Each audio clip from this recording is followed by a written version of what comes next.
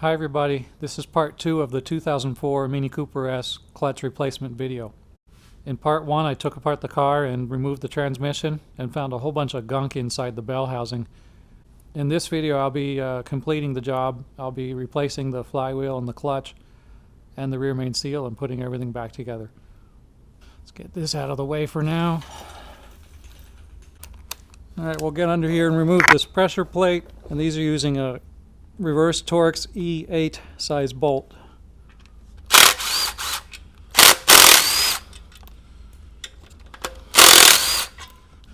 Wow, this one's loose.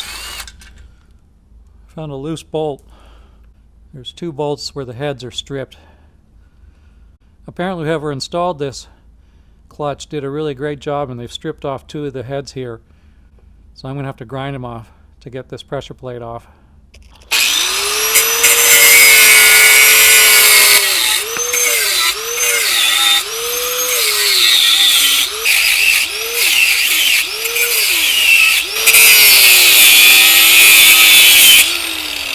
Okay, hopefully that's enough to get this out of here. There we go. It is worn. Yeah, I think it's probably an end of life. It's worn down pretty much to the rivets in a few spots, and I'm sure that oil wasn't helping. Okay, let's get this flywheel off. You want to be very careful. This is extremely heavy. So when you pull the last bolt, be ready for it to fall down on your face.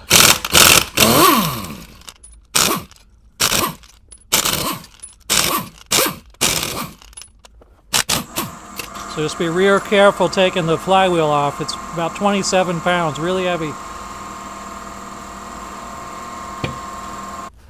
Alright, now we got to take out this rear main seal, and really the easiest way to do it is with a screwdriver. You want to have a bucket ready because it's going to drip oil as soon as you pull it out. You just want to be careful not to mar the end of the crankshaft here.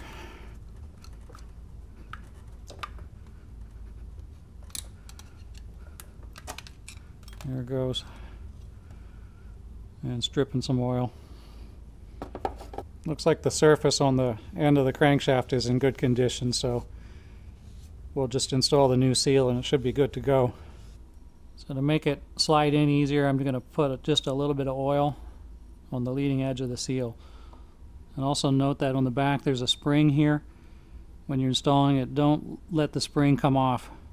If it does, it's game over. So I start by just going in a little bit of an angle, and I push and get the leading edge of the seal started. Then you take a soft hammer and start tapping it in the rest of the way. As long as you're careful, there's no need to come up with a special tool to do this. The most important thing is getting that lip started evenly all the way around. And then you can start just slowly hammering it in. I'm using a soft mallet here, and as the resistance starts to build, I'll go get a block of wood and use that to finish. And you want to make sure that it's nice and even all the way around. And don't damage this leading edge here. So when you're hitting, you want to kind of hit on the outside edge as much as you can. And this seal, in the AutoZone system, it doesn't say that it works for a Mini Cooper, but it does. This is a National Seal 710056, and Amazon has this as well. So if AutoZone can't find the seal in the system, just walk in and say, hey, try looking up a 710056. And you never know, they might have it in stock for you. Also, if you don't have a hammer like this one, don't hit the seal directly. Use a block of wood. The only reason I was hitting it directly is because I have a hammer that's soft enough and I know it won't damage it. Okay, now we can put the new flywheel on. So this is a lightweight competition clutch. Comes with new bolts. Looks like I'm going to have to figure out which tool to use. Race equipment seems to use these funny looking 12-point sockets a lot. I'm not sure why. It looks like it fits a 5/8 inch. The Mini uses kind of an unconventional setup where the holes are not equally distributed around the disc. So you have to rotate it until all the holes line up. And it might be kind of hard to see. You have to keep just rotating until you find a position where all the holes line up. And there it is. I'm going to put one in just for now so it doesn't fall down on my head.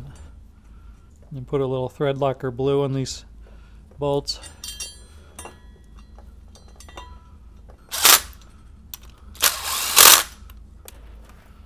I'm going to take a chunk of metal here. I'm going to screw it into one of these bell housing bolt holes. That way, when I'm tightening up when I'm torquing down the bolts here, the flywheel is not going to rotate on me. And this kit did not provide torque values, but the other kit that I usually install, the Valeo kit, specifies a torque value of 66 foot-pounds. So I'm going to go ahead and tighten these ones to the same.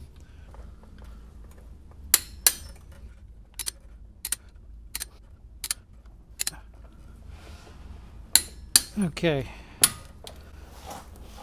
that's the flywheel. Now we'll spray some brake cleaner on there to get all the gunk off. We'll spray some on the pressure plate as well.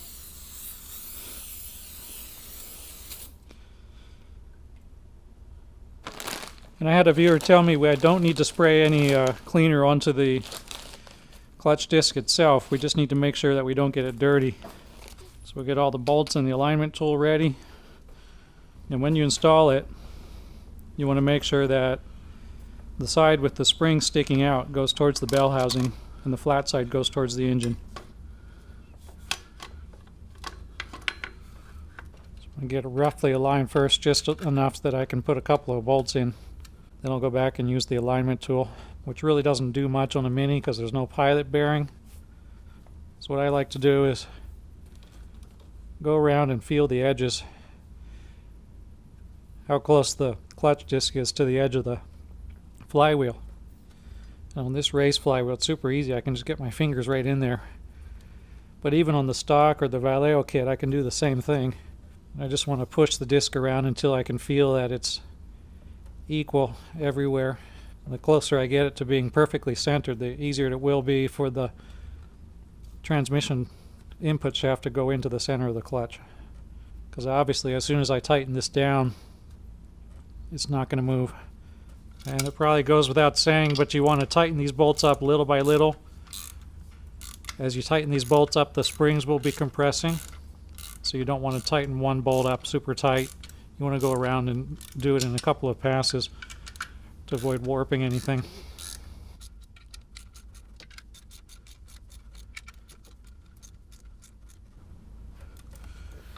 Okay. We'll add the spline tool to my collection. Alright, so that should be it. Let's turn our attention to the transmission and the bell housing. Next, we need to lubricate the release fork.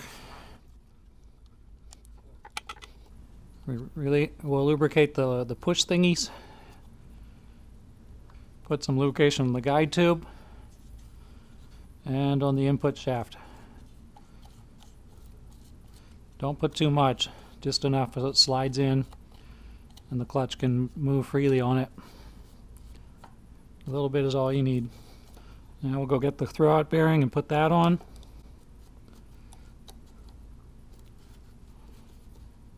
And we'll put just a dab of grease on the throwout bearing. Just a dab. Alright, so now we're ready to put the thing back in. Alright, so I've got a special trick I use when I put the transmission back in. There's a hook, there's an eyelet on the top of the transmission. I hook a strap onto this and wrap it around this bar here.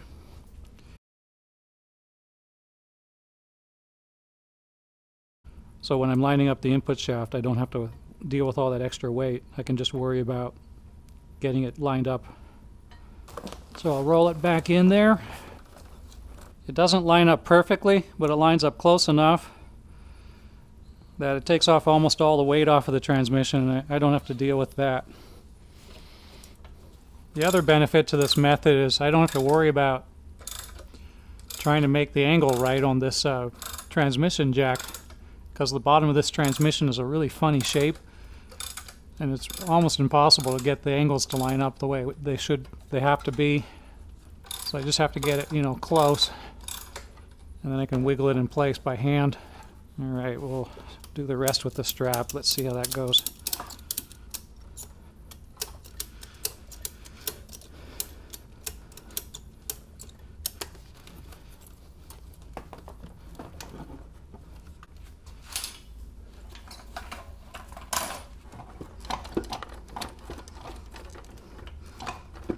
So most of the weight is here on the strap. Then I can guide it in by hand. And I can raise and lower the engine as well with this one. So I'm just kind of looking at the angles I need to get. Okay, I think I'm almost there.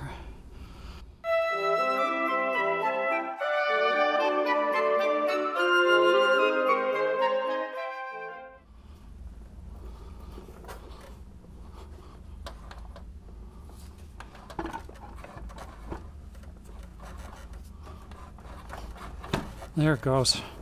Finally.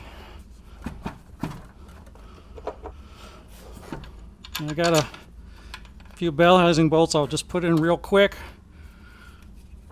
Sometimes it just takes a really long time. Sometimes it slides right in. When I did the transmission on my car a few months ago,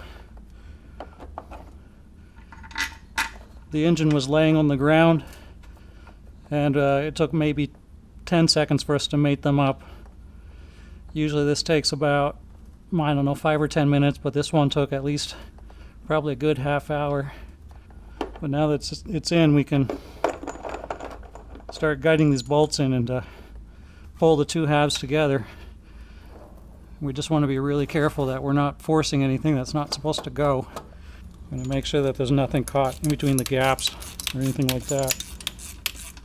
My main objective is to just get these tightened up enough that it doesn't fall back off and I have to start all over again. Okay, it's mated up and the gap has been sealed. So I'm going to go for a quick coffee break and then I'll be right back.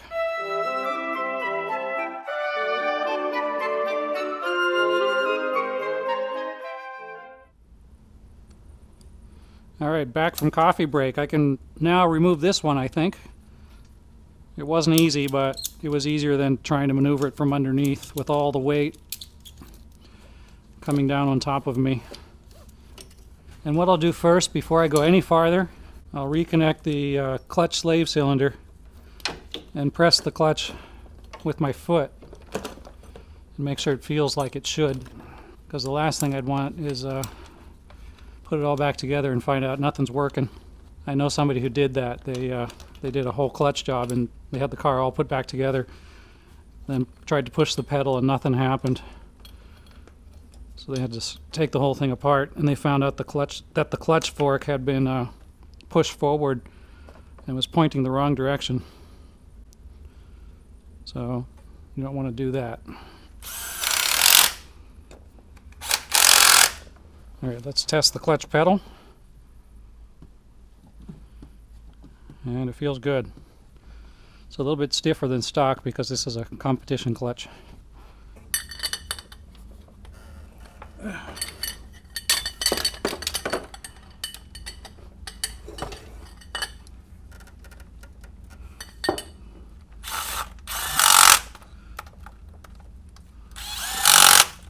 Before I put the starter motor in, I'll finish doing up the top with the bell housing bolts.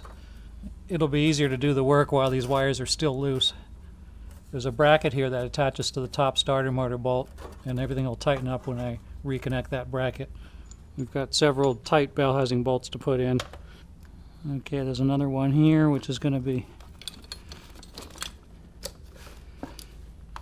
easier now that we got the throttle body out of the way.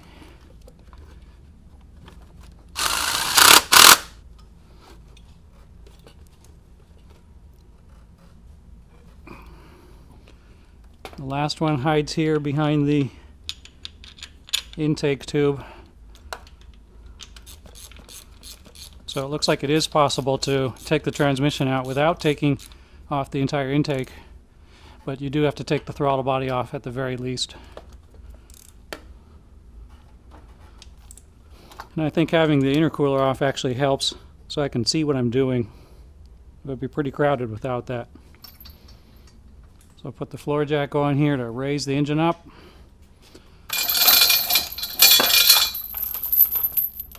I'll take the chain off. I think I'll actually lower the engine just a little bit before I button things up to give me a little bit better access to the shift links, because these are kind of hard to install. It's pretty crowded when the engine is all the way up to the top.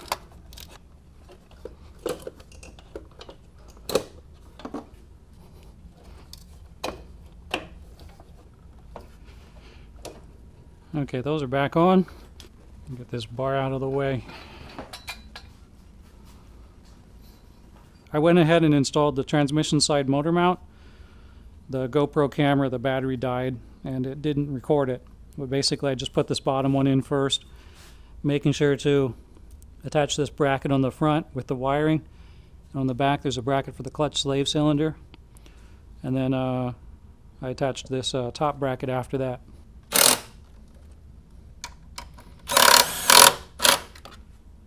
Now we can raise the motor back up until this bolt goes through the hole. There we go.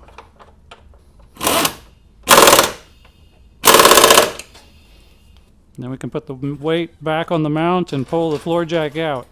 Woohoo! Next we'll start putting the intake and this stuff on top back in. And don't forget to take the towel back out of the intake. So we got this funny bracket we have to reinstall. It'll be easier to attach the bracket first. It goes behind the throttle body. This is not a very fun to install part. Okay, now we can put the throttle body back on. And we'll connect this wire back up before I forget, or else the car won't start. Alright, let's go back underneath and we'll hook up the drive axles. We'll put the gear oil in and do all that stuff. Oh, and the starter motor. So we got the very last couple bell housing bolts that go with the starter motor.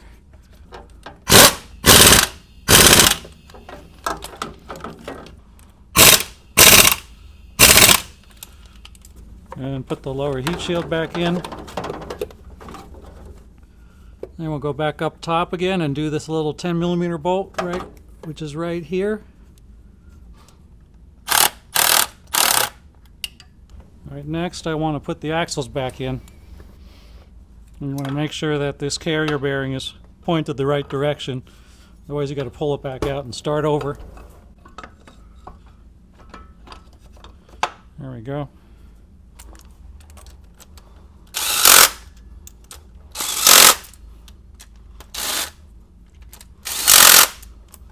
And we'll do the other side next.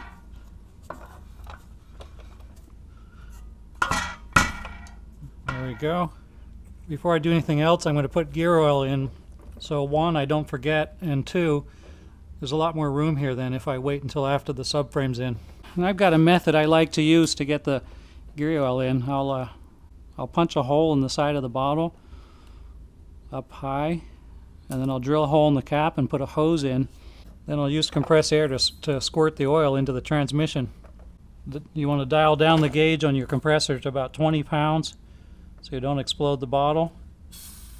Then you just squirt air into the bottle and the air displaces the fluid and pushes it up into the transmission. This transmission will take about 1.7 liters. You basically want to fill it up until it starts dripping out of the fill hole here. And there you go. Before you know it, it's completely drained the bottle. Here's the second bottle, and we'll do the same thing. This is going to come squirting out when it's full, so I'll put a towel here. I'm going to go kind of slow this second time And you want to keep an eye on here to watch when the fluid comes out. Oh, let me get the drain plug ready too, so I'm ready to put it in when it starts to drip out.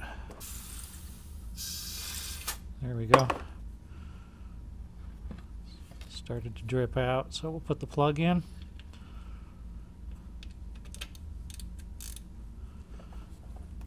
Okay, there we go. Alright, so now it's time to bring the subframe and put the subframe back in.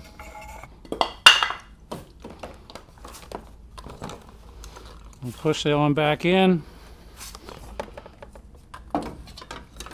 We'll guide the power steering canister back to where it needs to be. And then we'll start raising it back up. And I'm going to stop a couple times and get up and make sure that the power steering can is not hanging up on something. It's not getting stuck on the exhaust or anything like that. There we go. Alright, we'll stop here for a second to reconnect the O2 sensor wire and to plug the power steering pump back in.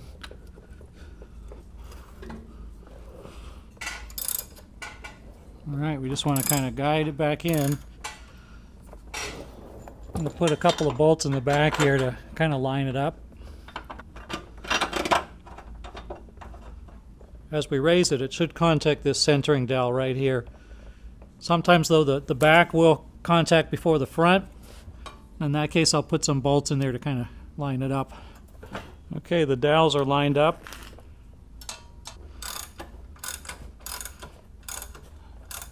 We'll finish raising it up all the way until it's nice and tight.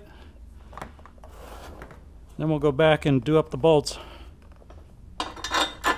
And because there's centering dowels in the front, you should not need to get an alignment after dropping the subframe, unless you've changed ball joints and that sort of thing.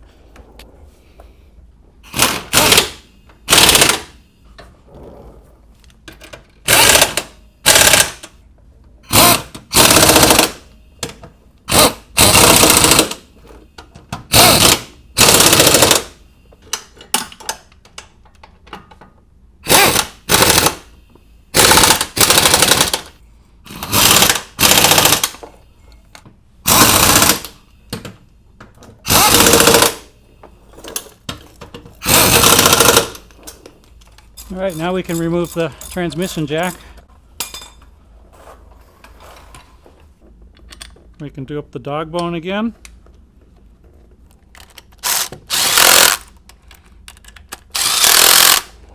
And we'll put the power steering fan back in.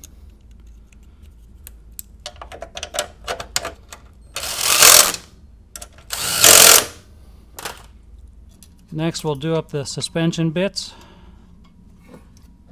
Let's go ahead and reconnect this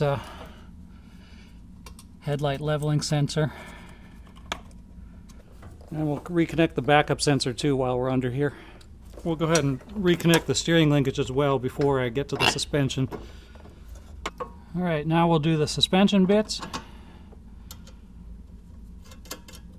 Remember this is a 16 and a 17 millimeter wrench. And the steering end link is a 15 millimeter. And the outer ball joint is a couple of 13 millimeters.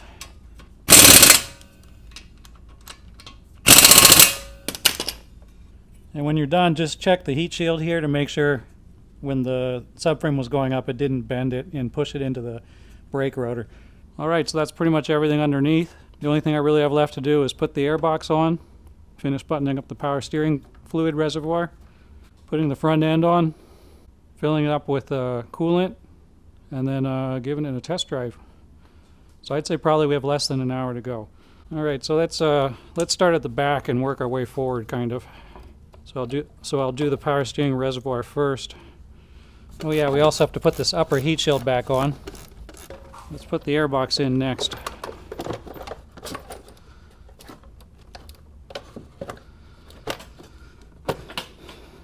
Put the snorkel in. We'll reconnect the ECU.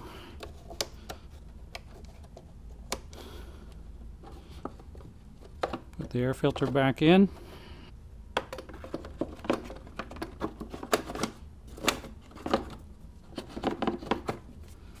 So we'll drop this back out of the way and go grab the radiator again.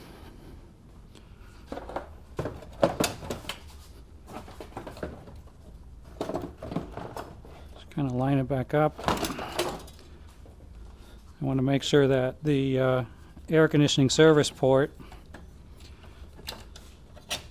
is up top here, as well as the fan wiring harness. And put the condenser back on up in front of the radiator.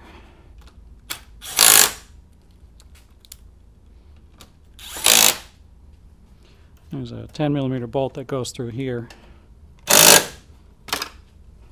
And we'll plug the fan back in. We've got to grab all these wires and shove them all through the hole again. And also reconnect the fog light. I've got a couple, I believe these are M6 bolts. You can stick them through the hole here and thread them in where the one bolt goes to keep everything from flopping around on us and give us more room to shove the wiring back in.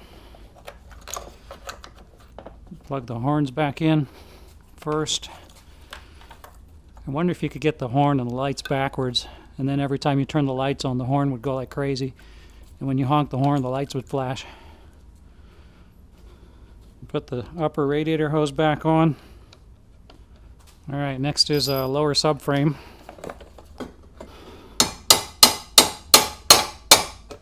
And we want to put these in and just hand thread the bolts for now. We don't want to tighten them just yet. We'll tighten these bolts after we put the aluminum bumper back on, because they move around a lot and we want to make sure the holes are centered up with the aluminum bumper. We can go ahead and tighten these little 10mm ones right now though. I'm going to go ahead and put this bottom radiator hose back on too before I forget and pour coolant all over the ground. Alright, now we can put the bumper back on.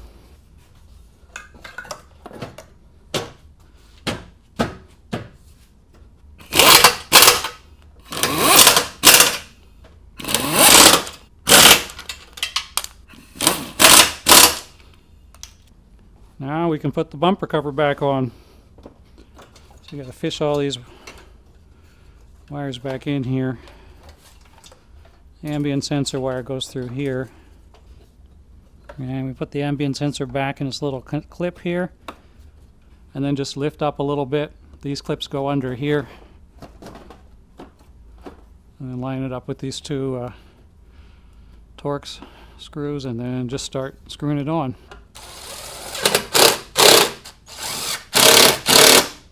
When you put these clips back in, you don't need to screw them in. You can just press and they snap right in. We'll put these bolts, last 10mm bolts across the front.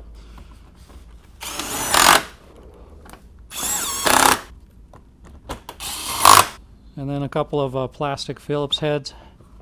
Don't forget to tighten up the lower crash tube bolts.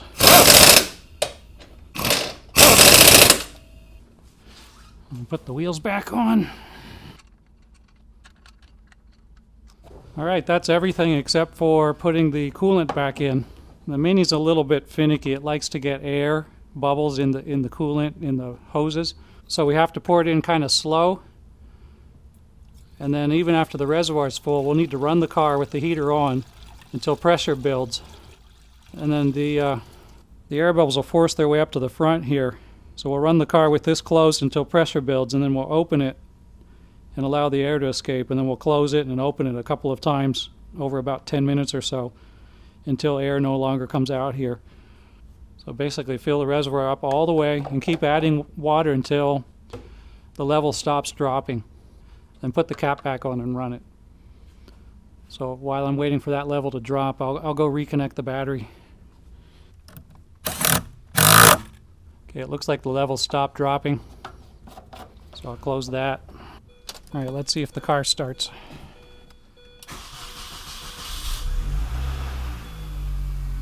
Starts up first try.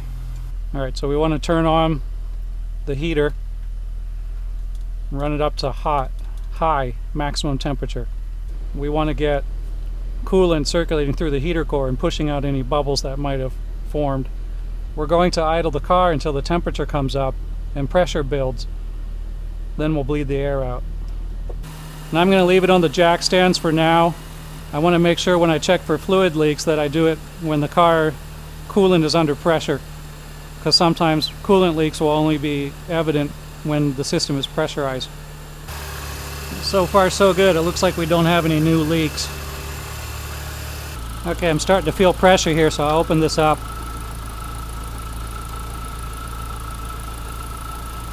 I can hear the air coming out.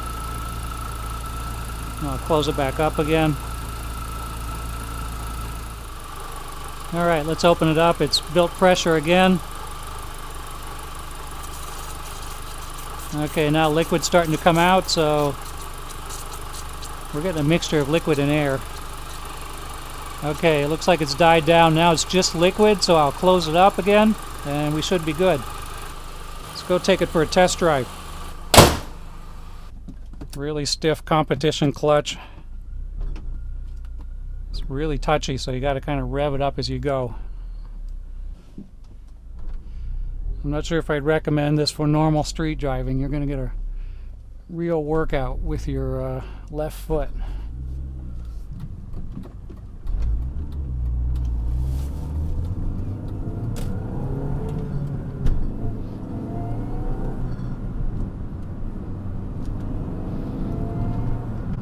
Alright, so that's how to change a clutch on a 2002 to 2006 Cooper S. Let me know if you have any questions. Click subscribe for more videos like this. And click like if you like this video, and share with your friends. Thanks and bye-bye.